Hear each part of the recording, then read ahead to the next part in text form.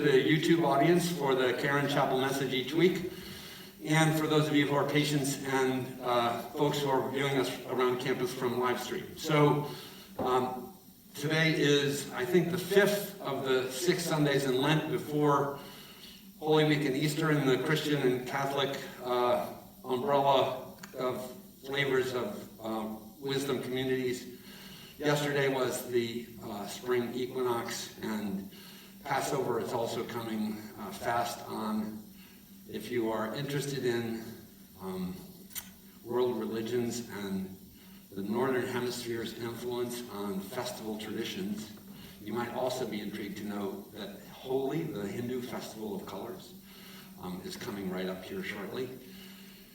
And although the Muslim calendar takes a little bit of a different sort of way of its metric, it happens this year to be lining up also. So the feasts of Ramadan will begin in mid-April. So it's a time in wisdom traditions when there's a kind of a peculiar and interesting sense of alignment. And I did want to talk about that a little bit in connection to a topic. So in order to get to the topic, I want to start with a story. I was maybe 18 years old, 19, 20, somewhere around that. I was in college, and I had transferred from one school to another, so I was kind of new at this college that I had gone to. It was notorious for being a party school, and I was pretty excited about it for that reason. And I'm not trying to war story or glorify the time of my addiction, but it was a setting in which my addiction blossomed, and I had a lot of access to a lot of chemicals, and I had a peer community that was totally into being wasted a lot of the time. And of a certain evening, there was actually a significant on-campus party, and we were so well known as a party school that people from other colleges would come to our campus and raid our parties and that was where you would hope for other people who were less relationally insecure would hope for new mixes in the dating pool or whatever. But I was drunk and isolated and nerdish. So anyway, of such an evening, I went to this party, and there were people from other schools there, and there was a guy who came up to me, and he, like, "Jack, I can't believe you're here." And I'm like, "Jim, I can't believe you're here." And this guy and I used to party together in his parents' basement, and we did a huge amount of drugs, and it was not necessarily anything I'm proud of. But what I remember so distinctly about that evening was that I think I was somewhere headed towards oblivion, and Jim was trying to connect with me because he knew me from high school, and he was trying to tell me where he was in the universe of all things. And what he was telling me was that he had I wrote some notes, and I'm trying to remember exactly what words I wrote. But I think he told me that he had been saved and that he had found Jesus. I'm pretty sure that that's what he was telling me. And I remember telling my friends the next day, my roommates and other people, that one of my old high school buddies had come to the party last night, but that he was a bleep bleep Jesus freak. Because at that time in my life, I was a staunch atheist, and I had mostly scorn and ridicule for those Jesus freak people. And I equated what Jim was trying to tell me about his experience to what I had seen when I was 16 and moved to New York City and found the Hare Krishnas in the Port Authority bus terminal. If any of you have ever had those experiences. And I had friends who went that direction and whose families were totally freaked out because they were cultically appropriated. Hare Krishna is a Hindu, it's awesome, follow the path you want, but I, at 18 or 20 years old, thought that those of you who followed such paths were out of your gourds. So many years later, I would wake up in Alcoholics Anonymous several months into my sobriety and read the steps on the wall and see the word God, God, God, God, God, and think, oh no, I've been tricked. And I wanted to run because I thought I'd been somehow surreptitiously drawn into some cultic sort of experience, which I had.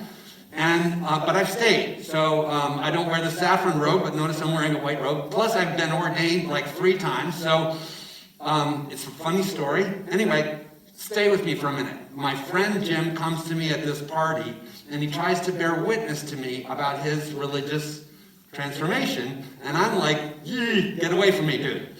So isn't it funny to see a person with a robe do that? Anyway, it isn't funny, sadly, but it seems funny to me. So for a long time that stayed. I thought of people who would talk about their relationship with their faith tradition, whether Jewish, Hindu, Christian, Buddhist, Wiccan, Native American, whatever. I thought of it all in the same saffron robe, gone off the deep end, you poor, miserable thing. And if you need that crutch, good for you. But that's what I thought. And I enjoyed that sense of superiority and elitism as my addiction progressed, and my life and my capacity to function socially eroded further and further. Notice I did not even describe myself as terribly relationally competent in my undergraduate days. But as I got out of college and I started working and all that stuff, and my drinking and drug abuse just went deeper and darker. By the time I was fortunate enough to find the capacity to not drink one day at a time, I couldn't. I had to drink and use every day. I was completely captive to addiction. In fact, people would ask me to go do things, and I would think, I think I'm going to have to say no, because I couldn't imagine how I was going to be able to use in the middle of it. So it was life-limiting. I remember years after this in my recovery, I reconnected with an old girlfriend who I thought had been one of the first loves of my life, and I asked her, I said, so, I'm sorry to say I don't really remember, but why did we break up? And she looked at me, and she was like, really? Were you going to ask that question? And I said, I'm sorry, I really just don't have really good recall. She goes, it was your drinking. Like, duh.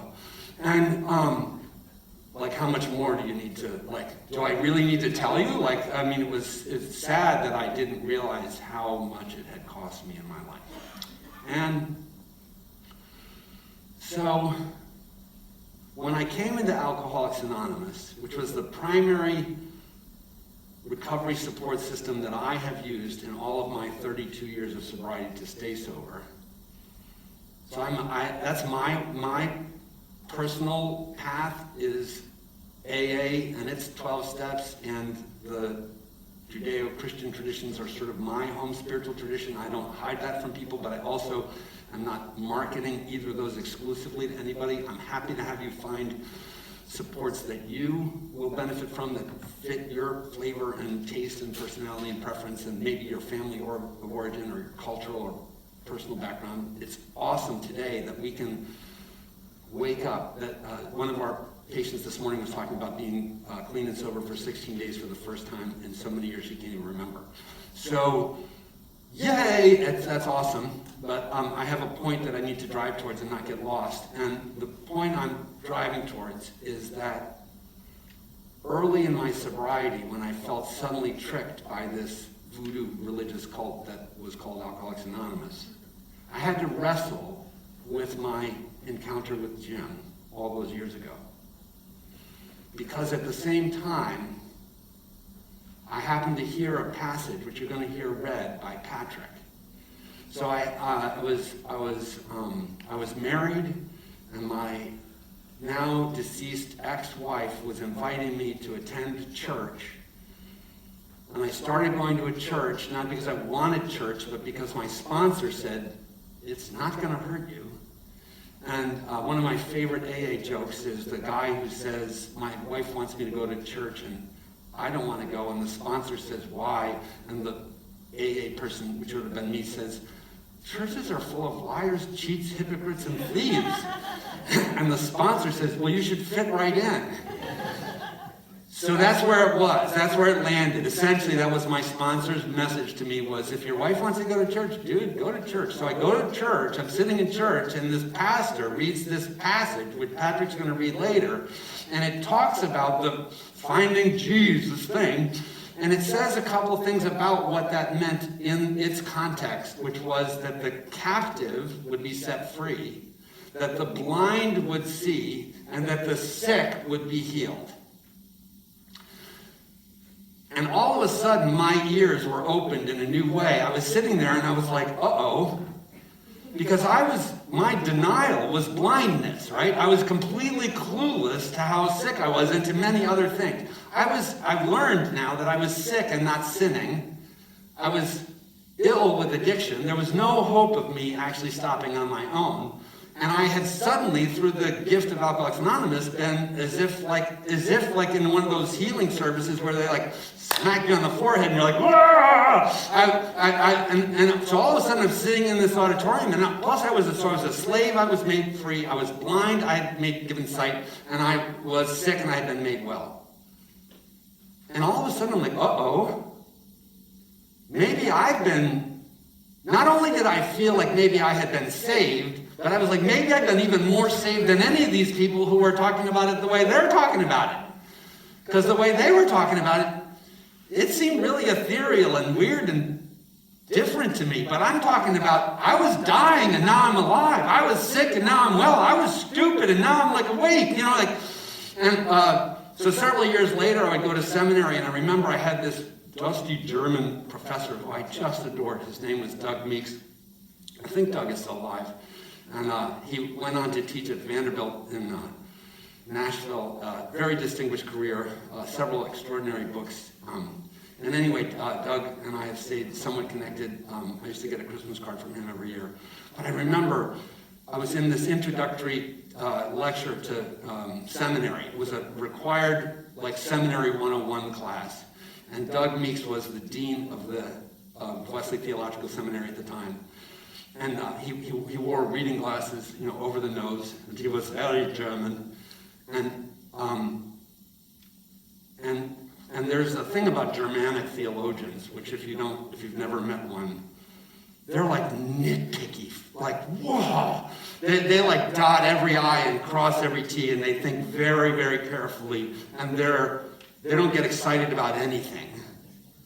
So Doug is taking us very carefully through the doctrine of salvation, and he's walking us through the different ways it's understood at different times and points in history by different people.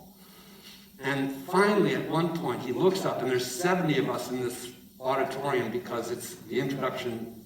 Everybody has to take the course. It's like the gateway course to ministry. He takes his glasses off, and he says, there are 70 people in this room.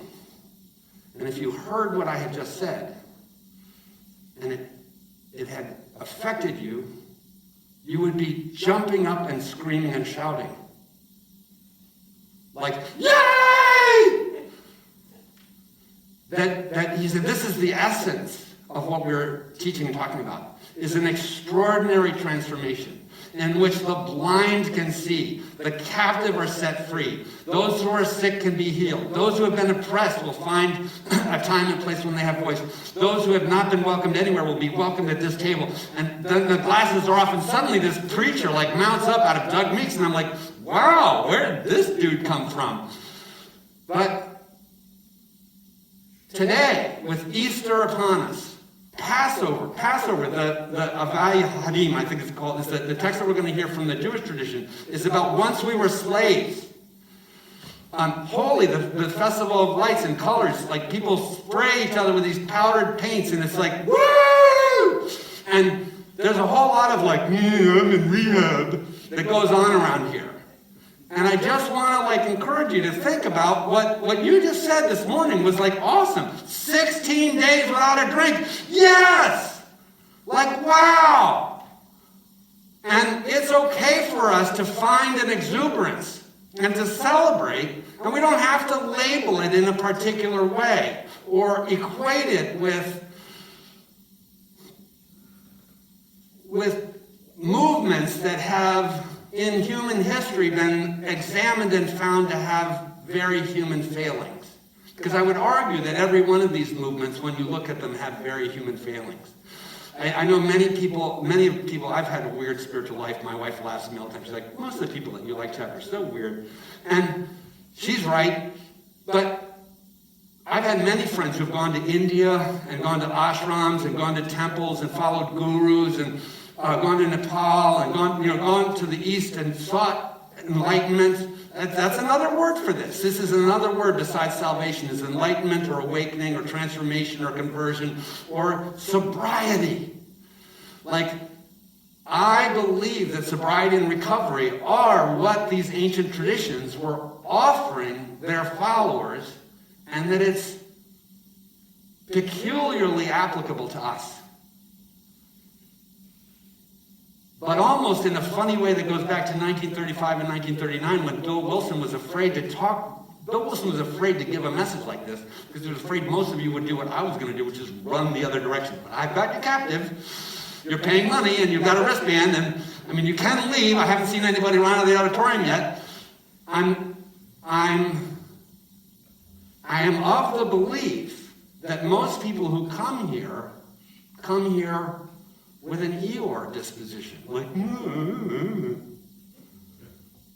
and it would never occur to them that years later they would say, oh, Chit Chat, Caron, Wernersville, Magic Mountain was the day and the moment and the place. It was where my death became life, where my sickness became healing, where my captivity became freedom, where my blindness became sight. Amen. There she goes. It is just not on people's radar here, but it can be. And no better time than spring. The daffodils are about to jump. We just crossed the threshold from more daylight hours than, like, sunset to sunrise to sunset is now longer than sunset to sunrise. Like the bright part of the day.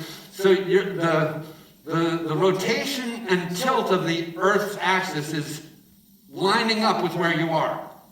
And one of the things, if you want to know, like, what bridges the different wisdom traditions together, one of the things that does an underlying recurrent theme in the various wisdom traditions, which is of tremendous importance and a place to look if you are where I was, is alignment.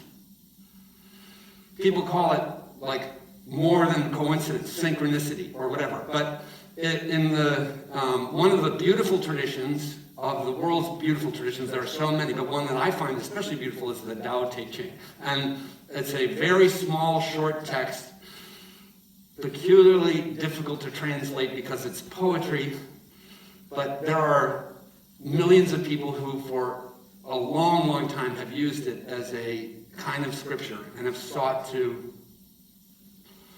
put themselves under its authority. And what it talks about is the way, which is an issue of alignment. If you think of it like most of us are very accustomed to GPSs. And you know what happens when you go rogue on your GPS, right? It has to recalculate to try and still get you to your destination. And maybe we play that game all day with a higher power. Maybe our higher power is aligning our world, and we are constantly going, nah. It's like, turn left at the next intersection. I'm like, no, not doing it. And then it's like, recalculating. So that gives me such empathy for a higher power. To the extent that one believes in a higher power, like the poor higher power, for its burden to try and shepherd those of us who are so obstinate, stubborn, and rebellious, and also afflicted. Because the truth is most of us couldn't help ourselves. And the really good news is that you are here, and we have helped you with your detox to interrupt an otherwise uninterruptible process. That's why treatment is necessary. And treatment's second purpose is to then provide you supports to sustain the interruption of the previously uninterruptible process. You can be rescued from the hell that you were experiencing. And you can experience a kind of, like, it is miraculous and sort of like heaven on earth some days. Not always. Not all days in your sobriety are going to be great. In fact, I will caution you that if you take my message today and you think what I'm promising you is days of happy joyous and free continuously. I'm not promising that at all. But what I am promising is that you will have more laughter, a greater chance of peace and freedom, and you'll be able to handle the situations that life throws at you with greater sort of poise, dignity, and ultimately resilience than the addict ever does. I'm talking to myself when I'm talking to you, because I mean we have lived tragic lives where the thing that it affects our brain has controlled us and caused those who watch us to think, why? Why do you keep doing what you're doing? And we have no good answer. Like, it's your fault, or if only this person hadn't done that, if only the IRS, if only pandemic, if only blah, blah, blah. We have all these excuses, but the actual medical answer is our brains have been hijacked, and we have no capacity to interrupt that choice mechanism unless we come into an environment that abrogates that override of our choice mechanism, and we begin to have choice given back to us in our lives. And that's a form of salvation. You may or may not think of it in that term. It's totally cool. I'm good with it. But notice I pulled my glasses off. And if you hear what I'm saying, you would be shouting amen, saying hell yeah, and hooting and hollering. Because there's a reason to hoot and holler around here. What's happening is extraordinary and amazing. I invite you to be a part of it.